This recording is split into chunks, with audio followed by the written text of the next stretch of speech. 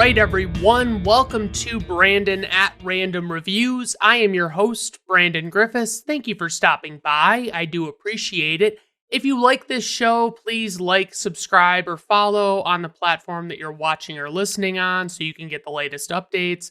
I'd really appreciate it. Today, we're going to be covering the movie M3GAN, released on December 7th, 2022, directed by Gerard Johnstone.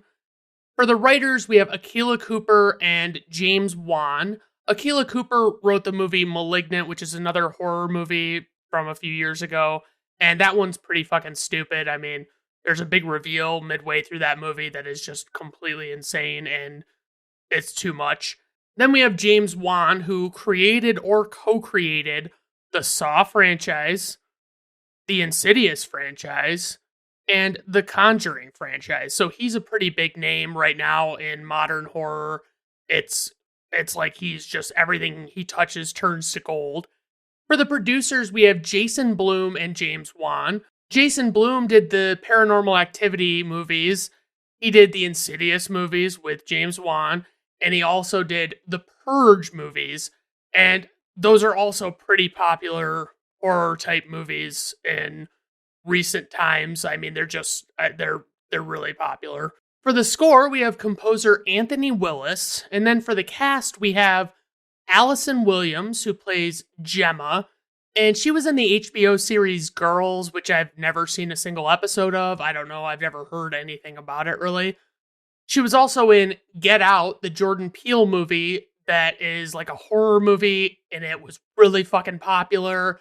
And I mean, it's a pretty fucking solid movie. Like, it's one of the few recent horror movies I can think of that like really kind of etched itself into my mind of like, I remember this and I'm going to remember it for a long time.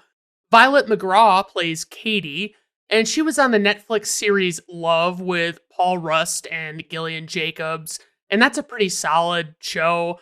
I binged it a while back, and it's really grounded. It's a Judd Apatow produced show, I believe, and it was pretty solid. I liked it. She was also in Ready Player One, which is a Steven Spielberg movie from a few years back, and I really liked Ready Player One. I know a lot of people like hate on it pretty bad because it's like so full of Easter eggs, but honestly, I can't get enough of it. Then we have Ronnie Chieng, who plays David, and he was a correspondent on The Daily Show. He might still be. I honestly didn't look into it far enough to find out. Amy Donald plays M3GAN in her physical form. They did use robotics and stuff like that most of the time, but sometimes they needed an actual human being. Jenna Davis voices M3GAN, and Brian Jordan Alvarez plays Cole. For the plot synopsis, a robot developer pairs her latest android, made to look like a little girl, with her recently orphaned niece while she has custody of her. All right, and tagline, friendship has evolved.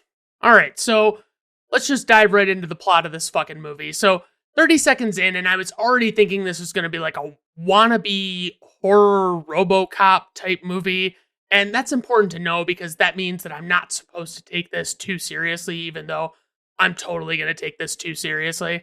So this couple and their daughter are driving in the snow out in the woods, and the husband starts struggle busing driving, and they stop and are suddenly hit by what appears to be like a snowplow in the low visibility, and it just cuts out and you don't really know what happened. We're suddenly following a man named Cole through an animatronic emporium of some sort where all of these robotic things are being used by all sorts of people.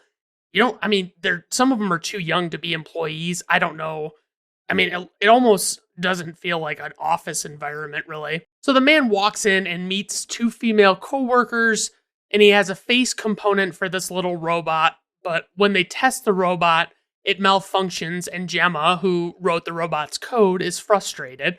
So suddenly these two boss guys bust in complaining about Gemma not listening to them with the projects that she's working on, and she introduces them to M3GAN, and provides a demonstration that just goes haywire. As Gemma tries to fix the glitch, Cole discovers that he forgot to install a critical part of the robot, and basically it breaks all into pieces. So the daughter from the beginning, Katie, who spells her name C-A-D-Y like Lindsay Lohan's character in Mean Girls, is being shown getting released temporarily into the custody of her Aunt Gemma, as her parents evidently died in that car crash. Post-movie note, the opening car crash sequence with Katie's parents could have been cut. Like, it didn't do much for entertainment or the story to see how the whole thing played out. It just didn't do anything. So Katie is pretty quiet, naturally, and Gemma doesn't really seem like she knows how to act around her. Like, she stops Katie when she starts playing with these collectible toys and boxes on shelves at the house. And plus, it's obviously going to be tough with the grief that Katie is going through. Grief that is, I guess, not being experienced by Gemma even a little bit, despite the fact that it was her sister that died. Gemma is stressed about work and not being able to take time off to help Katie settle in. Plus, her and her neighbor lady are at each other's throats about the neighbor's dog being vicious and doing stuff that it shouldn't and whatnot. A therapist comes to counsel Katie and is a tad judgy when she wants to see Katie play with toys, and she hears about the collectibles incident where Gemma shut it down when Katie was trying to play with them. Gemma somehow doesn't really get that she shouldn't interfere in the therapy session, and as the therapist is leaving, she asks Gemma how close she was with her sister and if she really wants custody of Katie, and also mentions that the grandparents were willing to take Katie. And it's kind of like, I don't know the nature of this woman's employment. I don't know if she works for the government in some capacity, but like, why does she know that? And like, it doesn't seem necessary to fucking tell somebody that. So it's pretty clear that Gemma is not engaged enough as a parental figure and is doing that rookie shit, like letting Katie do shit that even Katie herself mentions that she's not really supposed to be doing. Katie spots an old robot named Bruce that Gemma designed in college, and we really see some shitty, lighthearted aunt humor come through as Gemma shows her the robot and just does a little demonstration. Gemma remarks about how making robots isn't ideal because they're really costly to develop, and most people can't afford to buy them anyway. So Katie says that if she had a robot of her own like this one, it would be the only toy that she'd ever actually need. And I guess this really sparks something in Gemma, and she goes off redesigning the failed M3GAN doll that we saw at the beginning. I feel like the insinuation being made here is that the high cost of the doll would now be perceived as like having great value to people who previously wouldn't have bought it, because now every kid would view this as the only toy they need, which we all know is total horseshit. Like, kids get toys and they get bored of them after 20 minutes and then they just want the excitement of getting a new toy. It's like me with fucking Amazon orders, you know? Next thing we know, Gemma has brought Katie into work to be observed interacting with the new and improved M3GAN, and the snooty boss character David is all of a sudden just going all in on what is still a very creepy, emotionless robot girl who is now just barely functional and clearly hasn't been tested enough, because it's like every scene that we see her in, something goes wrong. David wants to know everything that he needs to know to start making these unsettling little girl robots, and Gemma fully integrates M3GAN into Katie's life. Apparently, since Katie is paired with M3GAN, they will grow a bond and allow the robot to develop its intelligence, but not in an excessive, dangerous way, I assume. Gemma is letting her coworkers in on the fact that M3GAN has essentially replaced her role as a parent, and when they get critical about this development, Gemma gets really defensive because she's in total fucking denial about it. Then M3GAN, who is all hooked up to her wiring, reveals that she's actually awake when she shouldn't be, and Gemma has to really fucking work to get her in line and shut her back down.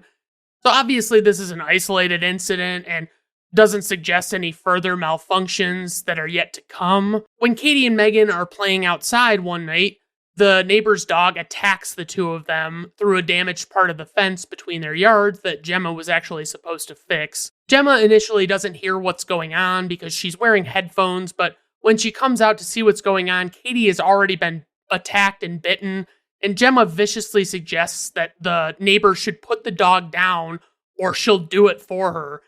This is our lovable protagonist, people. That night, it's pretty clear M3GAN kills the dog, but you don't really see it, and the next morning the neighbor is out looking for the dog, calling its name. Gemma is really coming off as this total fucking piece of shit and pressures Katie to do another demonstration at work with M3GAN. Katie breaks down in front of these corporate bigwigs, and M3GAN has to try and console her and make her feel better. And the robot, who is not at all disturbing looking, really impresses this group. But then M3GAN starts straight up singing, and I don't understand how anyone could not be made very uneasy by this thing. Also, I fucking hate the singing. It's terrible. The company wants to put M3GAN on the production fast track, and Gemma is stoked, of course, but still apologizes to Katie for pressuring her, and Katie makes it clear that she'd rather just interact with M3GAN. In a therapy session, M3GAN is very defensive of Katie, and it freaks the therapist out, so the therapist tells Gemma about attachment theory, where a child loses their parents and will inevitably cling to someone or something to cope. So obviously the fear is that M3GAN is becoming too instrumental in Katie's life, and it may be difficult to undo how many dependencies develop there. So multiple times, Gemma tries to talk to Katie, and M3GAN just gets increasingly aggressive and protective. And then they go to this day camp, and of course, Katie wants M3GAN to join her, and Gemma almost tries to not be having that, but ultimately she was indeed having that. Katie has an encounter in the woods with some boy, and he's just like a bully type, and M3GAN freaks him out, and when he can't get the robot to play, he picks it up and runs off with it. Trigger warning for sexual assault and rape. Basically, this fucking kid is reenacting that pivotal scene from Deliverance with the rednecks, and M3GAN starts to fight back and ultimately causes the boy to get hit by a car and die.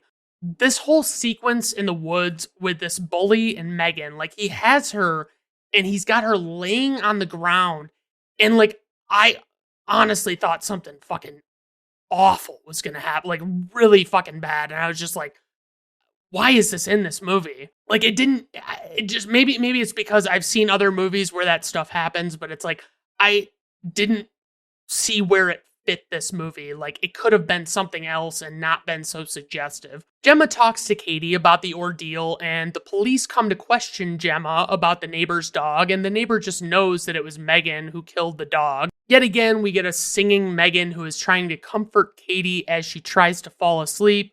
And this movie could have gone completely without this shit. So the neighbor lady is still looking for her dead dog, Dewey, and she goes to look inside this barn, and she finds M3GAN there, who informs her that she killed Dewey, and then attacks the woman with a power washer and kills her. It's definitely an original choice, if I'm not mistaken, but like, it was not like a compelling horror option. Like, it wasn't spooky that she's using a fucking power washer. Gemma is questioned by the police the next day, and this actress who plays Gemma, I don't know if it's a choice or what, but she like smirks when she's talking way too much, including while she gets defensive as the police question her and suggest that she's a potential murder suspect after the kid got hit by a car and now the neighbor died. That night, M3GAN confronts Gemma and is clearly not responding to commands, and in a panic, she wraps the robot girl up and throws her in the back of her car. She goes to work to get help from her coworkers, who we know pretty much nothing about, but we're always seemingly seeing them at this lab, and it seems like Gemma should be there also. Like, why are they there and she's not? The coworkers are worried about how many issues are surfacing with M3GAN, and they're mere hours from launching the product to the mainstream market. Katie is going absolutely apeshit about not being allowed access to M3GAN, and she slaps the shit out of Gemma, and they have a heart-to-heart about what a shit show their time together has been because of Gemma's general awfulness. The company is very gung-ho about getting this product out there, and there's basically no one to latch onto character-wise, as everywhere you look, there are just more unlikable assholes. Gemma tells her coworkers to keep M3GAN out of commission, and when one of them is looking up M3GAN's code on the computer, it's clear that M3GAN is still awake and absorbing new information. And that's her big thing. M3GAN is like a learning robot. Like, she develops her skill set and knowledge over time. I don't know what genre I'd really call this film, because it's like way too tame to be considered full-on horror, but it's also not tame enough to be anything else. Of course, M3GAN attacks these two coworkers who were supposed to be keeping her from causing trouble. There's basically no way even the most reckless tech company would be pushing a launch this hard with this little testing time. Basically, this scene is just a M3GAN killing spree, but they're trying to force in these new motivations and stories that haven't really been developed properly enough to be effective. It's like as she's taking them out, she's like asking them about things that they've done, and it's like, was that a thing? What are we talking about? And also, she fucking dances multiple times in this movie, and I don't like it. M3GAN manages to steal a sports car and drive it home because she's learned so much and become so drunk with power. And I feel like this movie wants me to accept a lot of deep flaws and tired gags in the name of social commentary. Like, M3GAN breaks into Gemma's house and is playing the piano in the dark and then is physically attacking Gemma. And I think it comes off lame. Like, it doesn't come off as like, ha, this is funny, or, like, this is good parody or something. Like, it's meant to be commentary and satire, I guess, but also, why would they make this doll strong enough to take on a full-grown woman in any way? Like, to physically match her or best her is insane to me. Why would you design the robot like that? So now M3GAN is terrorizing Gemma, and she tries to corner Gemma, but Gemma comes at her with electric hedge trimmers, but of course that doesn't fully work. Katie walks in on M3GAN, threatening Gemma, and M3GAN tries to get her to see it her way, but Katie uses that robot Bruce from the first act to fuck M3GAN right the hell up, but of course not all the way destroy her. And there's this big face-off between a now severely disfigured M3GAN and our two heroes, and it sucks pretty fucking bad. But of course, the humans win, and the movie ends with Gemma watching as police cars arrive, and we get this cheap tease at the end that suggests that the robot is still alive. I don't know. So then we roll credits. Praise for this movie. The girl who plays Katie was actually pretty decent at acting, which is a plus considering her age. And this movie was also pretty well shot. So criticism for this movie, I get that people like this for the social commentary, but for me, the execution of that is a swing and a miss. It's a very obvious message that has been made many times before about not trusting technology. So many like Terminator, RoboCop, not in the horror genre so much, but it's also Terminator was kind of a horror movie. It basically was. For the most part, the writing is almost as bad as the acting generally is in the movie, with the exception of what's her name that plays Katie. And I've got to pull ahead from trivia for my criticisms, and this might have just been one of those things that I only noticed this because I had it pointed out to me, but this movie underwent a number of reshoots to obtain a PG-13 rating, and I couldn't help but feel like it was too tame in retrospect, like too toned down and restrained. But also, I was kind of surprised still that this movie got the PG-13 rating, because it seems like there's some stuff that's like, this is a little much for like a 13-year-old to be watching. So unfortunately, I have like zero trivia. This movie was another sleeper hit horror movie from 2022, and this industry, I guess, is just grasping at straws, because there's no reason to think that this is anything special. So on to info and ratings. We have a runtime of 102 minutes. This movie is rated PG-13 by the Motion Picture Association of America. Budget, $12 million. Opening weekend, $30.4 million. Worldwide gross, $179.9 million. IMDb rating, 6.4. Rotten Tomato critics score, 93%. Rotten Tomato audience score, 78%. Personal rating, 1 out of 5 stars. I know, I'm being really hard on these ones, but my God, I know that there are movies out there that can effectively scare me, but for the most part, I'm quicker to laugh at a lot of these popular horror movies that come out. Like, I can't see why they get such praise, and it's almost like the bar is so low that's why they are successful, is like people want a horror movie, and if it's anything better than complete garbage, they'll watch it. That is the show for today. Please like, subscribe, follow on the platform you're watching or listening on, and that way you can get the most recent updates. I really appreciate you tuning in, and I hope you have a good rest of your day. Bye now.